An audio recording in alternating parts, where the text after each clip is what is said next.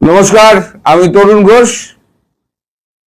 Supreme কোর্টে শেখ হাসিনার বিরুদ্ধে যে সমস্ত মামলা হয়েছিল, মৃত্যুদণ্ডের মামলা, হত্যার মামলা, সে সমস্ত মামলা স্থগিত হতে যাচ্ছে। বিএনপির তরফে বিএনপির যে আইনজীবী, তার নাম হচ্ছে আমিনুল ইসলাম, তিনি সুপ্রিম কোর্টে অ্যাপিল করেছেন।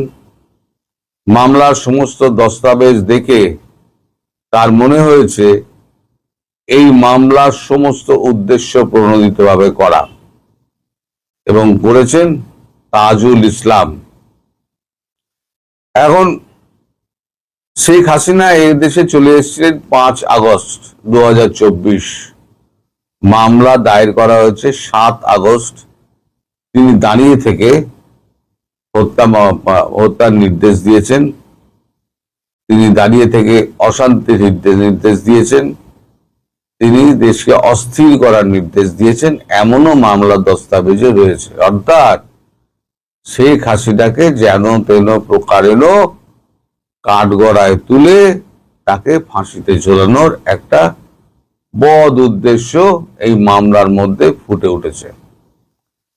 এখন এই মামলার কাগজপত্র যখন পরীক্ষা টরীক্ষা করা হয়, তখন সেখানে এই সমস্ত ভুল ত্রুটিগুলো একে একে ধরা পড়ে। এই আমিনুল ইসলাম, যিনি বিএনপির আইনজীবী, সুপ্রিম কোর্টের আইনজীবী, তিনি বিএনপির দীর্ঘদিনের আইনজীবী, তিনি খালেদা জিয়ার হয়েও আইনি লড়াই ফড়াই করেছেন। এখন এই যে মামলা টামলাগুলো এখন যেগুলো চলছে, সেগুলো নিয়ে কিন্তু ভারতবর্ষের দুটো বক্তব্য ছিল। এক হচ্ছে যে প্রথম সেটা হচ্ছে শেখ হাসিনার মৃত্যুদণ্ডের রায় বাতিল করতে হবে, তার বিরুদ্ধে সমস্ত মামলা তুলে নিতে হবে।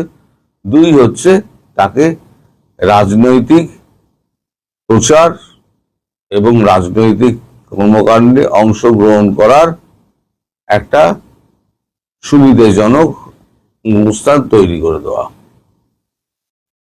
এখন পল কাপুর আপনার দেশে গিয়েছেন, তার আগে তিনি ভারতবর্ষে ছিলেন। পল কাপুরের সঙ্গে ভারতবর্ষের উচ্চ নেতা কারোর সঙ্গে কথা হয়নি। আমাদের ফরেন মিনিস্ট্রির একজন ডেপুটি সেক্রেটারির সঙ্গে তার কথা হয়েছে। মানে ভারতবর্ষ আমেরিকাকে আর অত হাতে গুনছে না, যে এসছে একেবারে জয়শঙ্কর পাশাপাশি সঙ্গে সঙ্গে বসে বললেন, একেবারে হাতে হাত মিলিয়ে বসছেন না। বিক্রম মিশ্রিও বসছেন না। ডেপুটি সেক্রেটারি, তার সঙ্গে আলোচনা হয়, তাকে দিয়ে সমস্ত বলিয়ে দেওয়া হয়েছে। তিনি আরো একটি বার্তা নিয়ে এসেছিলেন ট্রাম্পের পক্ষ থেকে, যে পৃথিবী এখন অশান্ত, এই অশান্ত পৃথিবীতে ভারতবর্ষ যেন দক্ষিণ এশিয়াকে শান্ত রাখে, এবং ভারতবর্ষ কোনো প্রকারেই যেন এই যুদ্ধে অংশগ্রহণ না করে। কারণ আমেরিকা খুব ভালো করে জানে যে দুটো যুদ্ধে প্রমাণিত হয়ে গিয়েছে, একটা হচ্ছে পাকিস্তান যুদ্ধ, একটা হচ্ছে ইরান যুদ্ধ, যে চাইনিজ যে সমস্ত ডিফেন্স আছে এবং আমেরিকান যে সমস্ত ডিফেন্স এনি সিস্টেম আছে, মিসাইল ফিসাইল আছে, সেগুলো কিন্তু কাজের কাজ নয়। আমেরিকা বা চায়নার তো ব্যান্ড বেজে গেছে, চায়না আর কোথাও কিছু বিক্রি করতে পারবে না। দুটো দেশে তার ব্যান্ড বেজে গেছে একবারে। একটা হচ্ছে ইরান, আর হচ্ছে পাকিস্তান। ইরানের ব্যান্ড বাজিয়েছে হচ্ছে নেতানিয়াহু, আর পাকিস্তানের ব্যান্ড বাজিয়েছে ভারত। ফলে চায়নার আর ইকুইপমেন্ট, মানে অস্ত্র, আর বিক্রি টিক্রি হবে না। চায়নার মাথায় হাত, এবারে আর কেউ কিনবে না। এখন এই ভারত পাকিস্তানের সঙ্গে যে যুদ্ধ করেছিল না, ভারত 40%, তার যা ক্যাপাসিটি আছে, অস্ত্রের ভান্ডারের যে ক্যাপাসিটি, তার মাত্র 40% ব্যবহার করেছিল। আর ইসরায়েল ফুল ফ্লেজেডলি চালাচ্ছে। তার সর্বশক্তি দিয়ে ইরান মারছে। ইরানের যে সর্বশক্তি আছে সেই সর্বশক্তি দিয়ে ইসরায়েলকে মারছে, মানে মধ্যপ্রাচ্যকে মারছে। তাহলে ভারত যদি 40% শক্তি যদি দেখায়, 60% শক্তি যদি লুকিয়ে রাখে, তাহলে সেই 60%টা কত মারাত্মক হতে পারে সেটা কিন্তু আর কেউ না হোক মালিক কিন্তু বুঝতে পারছেন। ফলে মালিক এখন তলায় তলায় এখন ভারতবর্ষের সঙ্গে একটা নেগোসিয়েশনের রাস্তা তৈরি হচ্ছেন। এই যে এতদিন ধরে বলা হচ্ছিল রাশিয়া থেকে আপনারা তেল নেবেন না, আপনারা তেল নেবেন না, 200% ট্যারিফ, 500% ট্যারিফ, এখন কিন্তু আর ট্যারিফের গল্প নেই। এখন বলছেন যে না, দুনিয়ার যা অবস্থা এখন তেলের দাম তো বাড়বে, আপনারা যেখান থেকে ইচ্ছা সেখান থেকে আপনারা তেল নেবেন। বার্তাবাহককে পল কাপুর। এখন আপনারা প্রশ্ন করতেই পারেন যে আমি এই ঘটনা জানলাম কি করে। সবই কিন্তু আস্তে আস্তে কূটনৈতিক মহল থেকে জানা যায়, হয়তো দুদিন সময় লাগে। এই ঘটনা ঘটেছে দুদিন আগে, আমি আজকে জানতে পেরেছি, তাই আমি আপনাদের সামনে বললাম। আর শেখ হাসিনার ব্যাপারে যে কথা হয়েছে সেটা তো পরিষ্কার। এর মধ্যে তারেক রহমানের সঙ্গে এর একটা মিটিং হয়েছে, পল কাপুরের সৌজন্য সাক্ষাৎকার বলা যেতে পারে। আজকে একটা ভোজ সভা আছে। ইন্টারেস্টিংলি এই ভোজ সভায় ডেকে পাঠানো হয়েছে কাকে জানেন? আসিফ নজরুলকে। আপনাদের বিশ্বাস করতে হয়তো অসুবিধা হতে পারে, কিন্তু এটাই সত্যি, আপনাদের কাগজেও পরে বেরোবে। আসিফ নজরুলকে ডেকে পাঠানো হয়েছে। আসিফ নজরুলকে ডেকে পাঠানো হলো কেন? আসিফ নজরুলকে ডেকে পাঠানো হয়েছে এই কারণে, বিএনপি নেতাদের সামনে তাকে পরিষ্কার বলে দেওয়া হবে যে সমস্ত ভারত বিরোধী কর্মকাণ্ড আপনি করে গিয়েছেন এই 18 মাসে, সেটা হচ্ছে পেহেলগাঁওয়ে অ্যাটাক থেকে শুরু করে আর লস্করে তৈবার 4টে সন্ত্রাসবাদী এনে তার সঙ্গে ফটো সেশন করা, কোনো কিছুই বাদ রাখেননি। ভারত বিদ্বেষী, চরম ভারত বিদ্বেষী কথাবার্তা, এটা ভারত বরদাস্ত করবে না।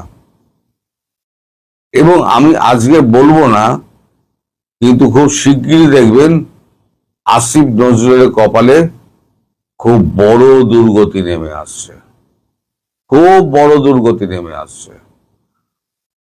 এখন ভারত একটা ফিলার পাঠিয়েছে তারেক রহমানকে।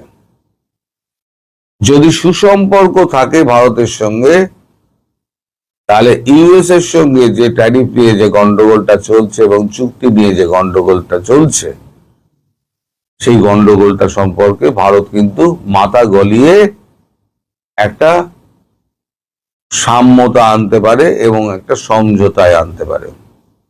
আর তা যদি না করেন, তাহলে আপনার পাটা আপনি লেজে কাটবেন না মাথায় কাটবেন, আপনি বুঝে নেবেন। তাছাড়া আপনাদের কাছে টাকাও নেই যে টাকা দিয়ে আপনারা দেশ চালাবেন। আমি বহুদিন আগে একটা কথা বলেছিলাম যে ভারতের কথা, ভারত এই অবস্থা থেকে বাঁচাতে পারে একমাত্র ভারত এবং একমাত্র ভারত।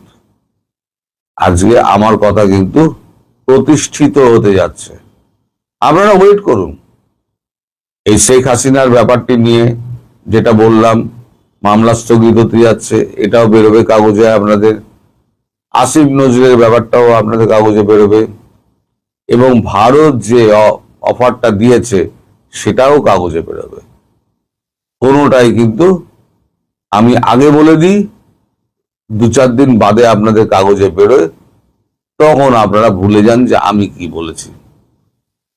তো যাই হোক, এখন আপনারা যারা বহুত দিন অপেক্ষা করছিলেন যে শেখ হাসিনার মামলা কবে উঠবে, তিনি দেশে কবে ফিরবেন, সেই সম্পর্কিত ছোট তথ্য আপনাকে দিলাম। কিন্তু পল কাপুরের সঙ্গে শেখ হাসিনার কি কথা হয়েছে আপনাদের এই বাঙ্গু মুমিনদের জন্য আমি সেগুলো আপনাদেরকে আর বলবো না, আপনাদের ওগুলো অজানাই থাক।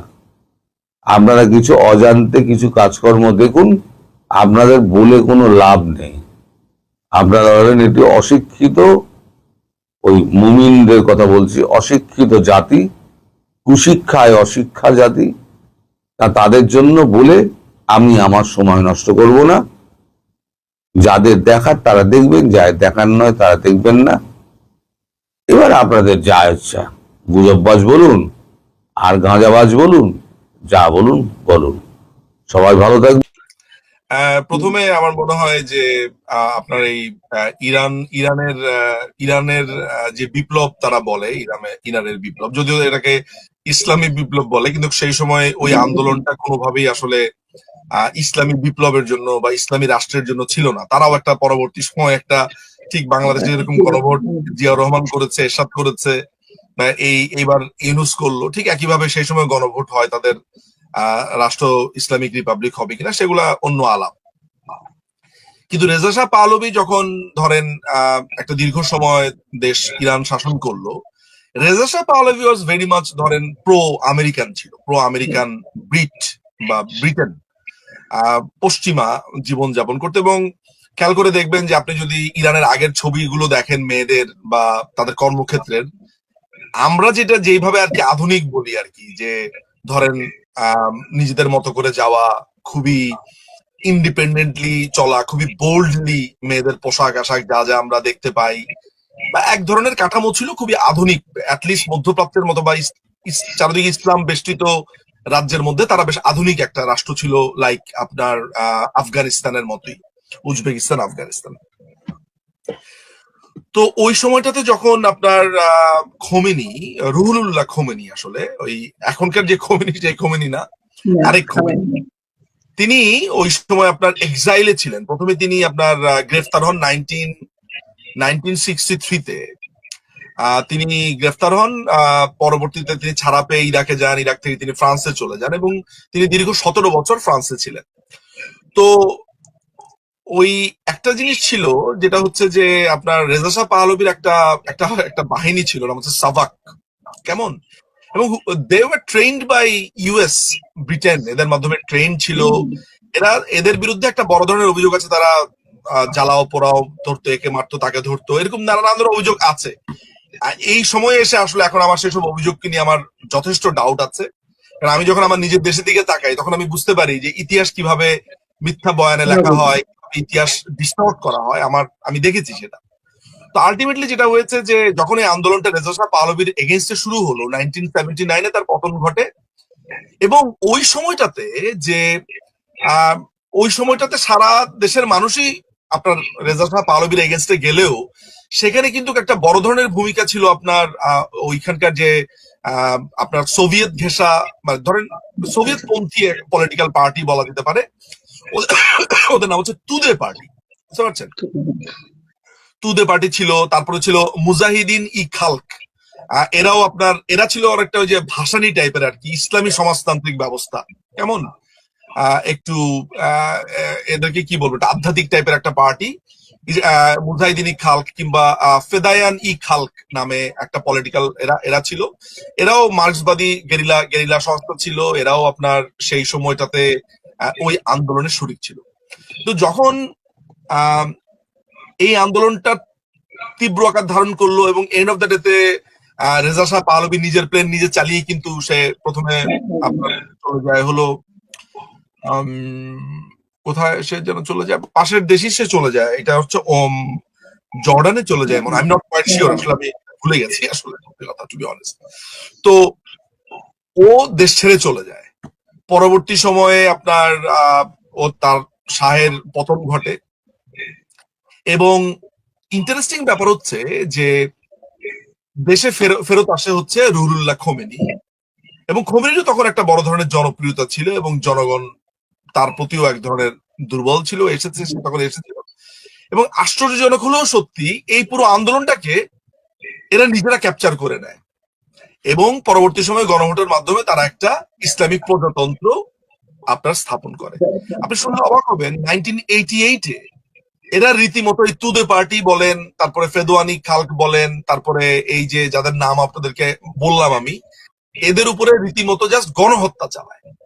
এদেরকে কারাগারে 1988-এ এদেরকে রীতিমতো ধরেন কারাগারে তো মেরে ফেলে, সমানে ফাঁসি দিতে থাকে। এই যে মুজাহিদিন খালকের নাম বললাম এদেরকে। তো আন্দোলন করলো এই বামপন্থীরা বা এই ভাসানী টাইপ, এই আপনার রুহানিয়া টাইপ দলগুলো, যেটাকে আমরা পালনবাদ টালনবাদ নাম শুনেছি, এরা কিন্তু ক্ষমতা নিয়ে নিল আসলে এন্ড অফ দ্য ডেতে এই ইসলামিস্টরা। আমি কেন এই আন্দোলনের সাথে বাংলাদেশের একটা সাদৃশ্য দেখতে পাই? আমি বাংলাদেশে ঠিক এমনই চিত্র আসলে 5ই আগস্টের আগে দেখতে পেয়েছি। এইভাবে আমাদের বাংলাদেশ আওয়ামী লীগের উপরে নানান ধরনের আপনার অপরাধের চিহ্ন এঁটে দেওয়া, আমাদেরকে নানান রকমের তকমায় ভূষিত করা, এবং আমরা দেখতে পাই যে এই আন্দোলনটা একটা কোটা আন্দোলন থেকে কিভাবে পরবর্তী সময়ে যে আপনার কিভাবে মানে পুরোপুরি দেশ ধ্বংসের একটা জায়গাতে পরিণত হয়েছে। এবং এরপরে বাংলাদেশে মৌলবাদের উত্থান, দেশকে ইসলামিক রিপাবলিক করবার যেই তাড়না, আমরা একটা জায়গাতে একটু বেঁচে গেছি। যেমন আপনি জুলাই সনদটা যদি এটা যদি আসলে হয়ে যেত, আমি জানি না বিএনপি কতটুকু টিকিয়ে রাখতে পারবে। ওইটা যদি আপনার হয়ে যেত, তাহলে বাংলাদেশ ঠিক পরিণতিটা হতো একেবারে কমপ্লিটলি ইরানের মতো। এবং আমি কোয়াইট শিওর যে এই পথে জামাতের একটা বড় ধরনের প্ল্যান আছে, এবং প্ল্যানটা কি এখনো আমার কাছে পরিষ্কার না। আমি আপনাকে এই প্রোগ্রামের শুরুতে বলেছি যে বিএনপি কে বেঁধে ফেলবার একটা ট্রাই করা হচ্ছে, এবং এই জুলাই সনদ ইস্যুতেই তাদেরকে একটা বড় ধরনের বেঁধে ফেলবে বলে আমার আমার আমার ধারণা, ইচ্ছে সেটা করবে। যাই হোক, যে আলোচনাটা করছি যে ইরাকের এই ঘটনার সাথে আমি একটা সাদৃশ্য বাংলাদেশের এই 5ই আগস্টে দেখতে পাই। আপনি যদি মনে করে থাকেন যে রেজা শাহ পাহলভিকে রিইনস্টেট করবে এখন আমেরিকা, এইটা আপনার একটা মানে আমাদেরই একটা সম্মিলিত ভুল ধারণা হবে। It's not for that. সাম্প্রতিক সময় এপস্টেইন ফাইলের কথা আপনি দেখেছেন। ট্রাম্পের যখন ওর বিরুদ্ধে ইমপিচমেন্ট হওয়ার কথা, ওর কংগ্রেসম্যানরা বা ওর দলের লোকেরাই যখন হতভম্ব হয়ে গেছে, তখন ধুম করে আপনি এই নিউক্লিয়ার এই এনার্জি স্টোর করবার ব্যাপারে যখন আলোচনা চলছিল, ঠিক তখনই এই আলোচনার মধ্য দিয়ে ঠিক আপনার 25শে মার্চে যখন আমরা পাকিস্তানি বাহিনীর সাথে আমরা আলোচনা করছিলাম আমাদের গণপরিষদের অধিবেশন নিয়ে, আমাদের আলোচনার কথা বলে তারা আস্তে আস্তে আস্তে আস্তে সৈন্য